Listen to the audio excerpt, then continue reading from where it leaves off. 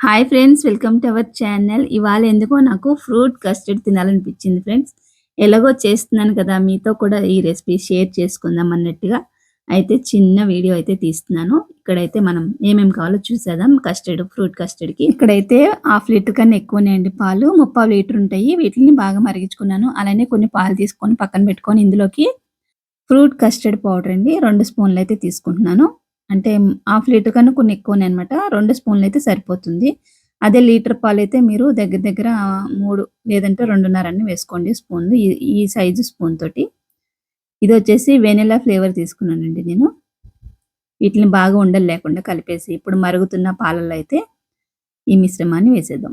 వేసేసుకొని వెంటనే కలిపేసుకోండి. లేదంటే కింద ఉండలు కట్టేస్తదనమాట. అలా కలుపుతూ ఉడికించుకోవాలి. ఇప్పుడు ఇలా ఒకసారి కలుపుకున్న తర్వాత షుగర్ వేసుకుందాం దీంట్లోకి. చూస్తున్నారా ఎంత చిక్కగా అయిపోయిందో.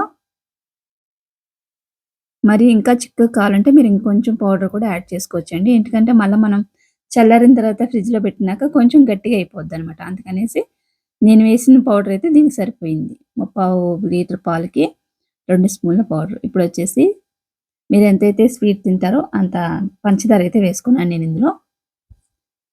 ఇదిగోండి. మొత్తం వచ్చేసి ఒక 4 స్పూన్లు ఉందండి. 4 స్పూన్ల పంచదార వేసుకొని బాగా కలిపేసుకుంటున్నాను. ఇదిగోండి. చిక్కగా అయితే అయిపోయింది గదా! కొందరికేంటంటే ఫ్రెండ్స్ పాలుకి ఎంత పౌడర్ వేసుకోవాలి, కస్టర్డ్ పౌడర్ అనేది తెలీదనమాట. కొంచెం ఎక్కువనే ఏసేసుకుంటారు. ఎక్కువేసేస్తే ఏమైతదంటే మరీ ఇలాగ గట్టిగా అయిపోతుంది. మన గడ్డ పెరుగులాగా అయిపోతుంది. అందుకనేసి పౌడర్ చాలా చూసుకొని వేసుకోండి. అవసరమైతే మళ్ళా కలుపుకొని వేసుకోండి. ఇంకా స్టవ్ ఆఫ్ జేసేసి బయట చల్లారిన తర్వాత ఫ్రిడ్జ్‌లో పెట్టేసుకోండి. ఫ్రిడ్జ్‌లో పెట్టేసిన తర్వాత బాగా కూల్ అయితది కదా! అప్పుడు తీసుకొని మీరు ఏమేం ఫ్రూట్స్ ఉన్నాయో అన్నీ కలుపుకోవచ్చు. ఇక్కడ నేనైతే కొన్ని బాదం పప్పులు, జీడిపప్పులు, అలానే యాపిలు, దానిమ్మ గింజలున్నాయండి ఇంట్లో. ఇవే వేస్తున్నాను. మీ దగ్గర ఇంకా గ్రేప్సు, బనానా ఏవున్నా ఫ్రూట్స్ వేసుకోవచ్చనమాట. ఇంకా డ్రై ఫ్రూట్స్ వేరే కూడా ఏసుకోవచ్చండి. మీ దగ్గర ఏముంటే అవి. అలానే కిస్మిస్ కూడా వేసుకోవచ్చు. చూసారు కదా ఫ్రెండ్స్! అప్పటికప్పుడు మనకెప్పుడన్నా తినాలనిపించినప్పుడు పాలు, పంచదార, కస్టర్డ్ పౌడర్ ఇంకా ఫ్రూట్స్ ఉంటే సరిపోద్ది. ఒక్క ఫ్రూట్‌తో కూడా చేసుకోవచ్చిది.